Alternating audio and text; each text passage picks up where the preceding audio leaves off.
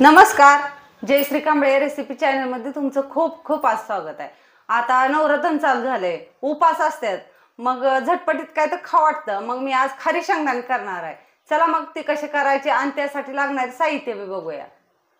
हे बघा, एक वाटी शेंगदाणे घेतलेले आहे। ते शेंगदाणे चांगले निवडून घेतलेले आहे। आता हे थोडंसं पाणी घ्यायचं आहे, शिजवून घ्यायचे ते बरं का। एक पातेलं घेतलेलं आहे, त्यात एक ग्लास पाणी घेतलेलं आहे। ह्याच्यामध्ये आता मीठ टाकून घ्यायचं,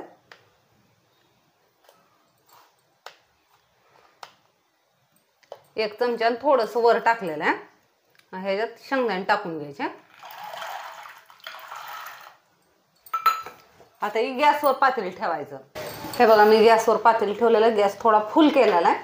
आता याच्यावरती झाकण ठेवणार आहे आणि चांगलं शिजू द्यायचं आहे बरं का।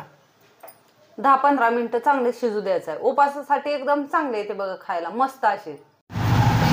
आता शिजले का बघून घेते एकदा। बघा, अजून नाही ते शिजले बरं का। मी गॅस फुल केलता आणि नंतर ना कमी केला, एक उकळी आली ना कमी करून ठेवला होता। हे बघा, नाही अजून शिजले। कशी शिजतात ते तुम्हाला दाखवते नंतर ना। अजून थोड्या वेळ मी शिजवून घेणार आहे। कमी गॅसवरच शिजवून घ्यायची बरं का शेंगदाणे। आता बघूया शिजले का। हे बघा, शिजलेले ते शेंगदाणे चांगलं शिजलेले ते असे सुरकते झाले ना शेंगदाण्यावर। हे बघा अशा, म्हणजे ते चांगले शिजलेले ते आणि चांगले शिजवून घ्यायचे। आता यातलं पाणी काढूया। बघा, पुरण चाळायची, चाळण घ्यायची आणि सगळं असं ओतून घ्यायचं बरं का। शेंगदाणे थंड करून घ्यायच्या। ह्यात गार पाणी अजिबात वरनं ओतायचं नाही ना। तुम्ही म्हणसाल की ह्याच्यावर वरनं गार पाणी हे ओतायचं, अजिबात नाही। कारण यात आपण मीठ टाकलेलं आहे, मीठ टाकून शिजवलेलं आहे, त्यामुळे चव येते म्हणून। आता काय करायचं, एका सुती कापड घ्यायचं आणि त्याच्यावर हे पसरून टाकायचे। हे बघा, मी सुती कापड घेतलेलं आहे, स्वच्छ आहे। आता याच्यावरती शेंगदाणे टाकून घ्यायचे, ते पसरून असं हे करायचं बरं का। सगळं असं पसरवायचं, पूर्ण यातलं पाणी असं सुकू द्यायचं। असं लांब लांब असं पसरून घ्यायचं बघा। फॅन खाली सुकवून घ्यायचं, लगेच सुकते ते। हे बघा असं, हे बघा शेंगदाणे असे चांगले सुकलेले ते बघा।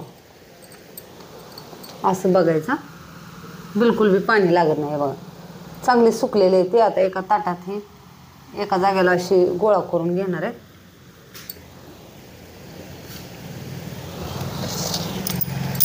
एका ताटात भरून काढायचे।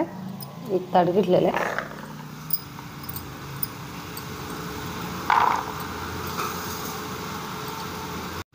हे बघा, कढई तापत ठेवलेलं आहे। आता ह्याच्यामध्ये मीठ टाकून घ्यायचंय।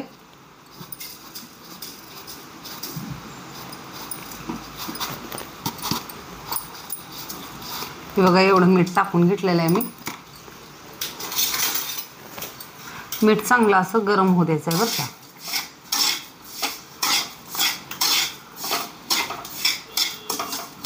जरा पसरून ठेवते म्हणजे गरम होईल।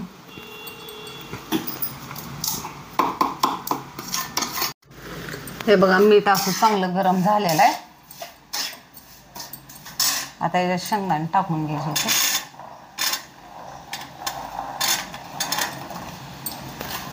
तुम्ही 2 बॅच करून पण शेंगदाणं म्हणजे भाजू शकताय।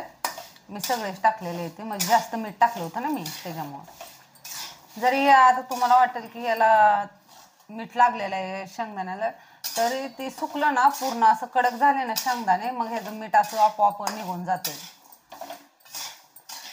पण असं हलवत राहायचं आणि चांगलं कडक होईपर्यंत भाजून घ्यायचं। हे बघा, या शेंगदाण्याला किती असं मीठ चिकटलं होतं का नाही, आता पूर्ण असं कमी झालेलं आहे। पण भाजले नाहीत बरं का अजून शेंगदाणे। चांगलं असं खमंग असं भाजून घ्यायचं ते। हे मिठातच भाजतात शेंगदाणे बरं का। बघा का, याला काहीच आता मीठ राहिलं नाही बघा, दाखवते। सगळं गेलेलं आहे मीठ। चांगलं असं कडक होईपर्यंत शेंगदाणा असं भाजून घ्यायचं मिठात। असं हलवायचं, थोड्या वेळ असं पसरून ठेवायचं आणि थोड्या वेळ थांबायचं 2 मिनिटं, परत अजून हलवायचं। हे बघा, खमंग असे शेंगदाणे भाजत आले ते बघा।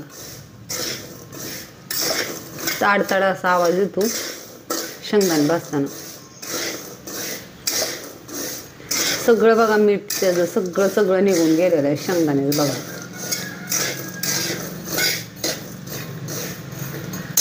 आता एकदा चेक करते. हे बघा व्हायला लागले ते. हे बघा व्हायला लागले. अजून थोड्या वेळा हे असं तुम्ही भाजून घेणार आहे.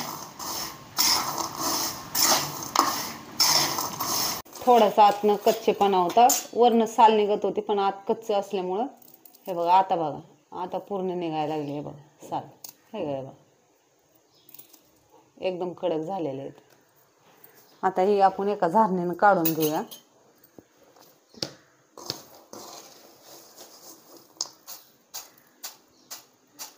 गरम मीठ असतं ना, त्या मिठात पण ठेवलं तर एक 5 मिनिटं तरी पण चालते बरं का.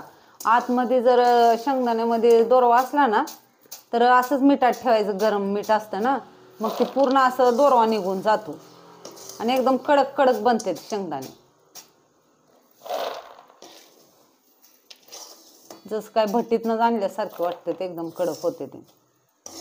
तुम्ही नक्कीच हे उपासासाठी ट्राय करा. हे मीठ फेकून द्यायचं नाही बरं का. जर तुम्हाला कधी खाऊ वाटले शेंगदाणे फुटाणे तरी तुम्ही ह्याच्यात अजून पण ट्राय करू शकता. टाकून नाही द्यायचं, ह्याच्यातच परत भाजायचं. मीठ काळं पडलेलं आहे पण चांगलं असते. आता ही मी थंड करून ठेवणार असं पसरून. नंतर मला करू वाटले आता शेंगदाणे खारी मुरी तर मी ह्याच्यातच करणार. एका प्लास्टिकच्या पिशवीमध्ये थंड करून बांधून ठेवायचं. खारी शेंगदाणे तुम्हाला कसे वाटले हे मला कमेंट करून सांगा. या खारी शेंगदाणे खायला हे बघ किती मस्त आवाज येतो. कडक एकदम झालेले येते हे बघ. खायला तर एकदम मस्त झालेले येते. तुम्हाला कसं वाटले मला कमेंट करून जरूर सांगा.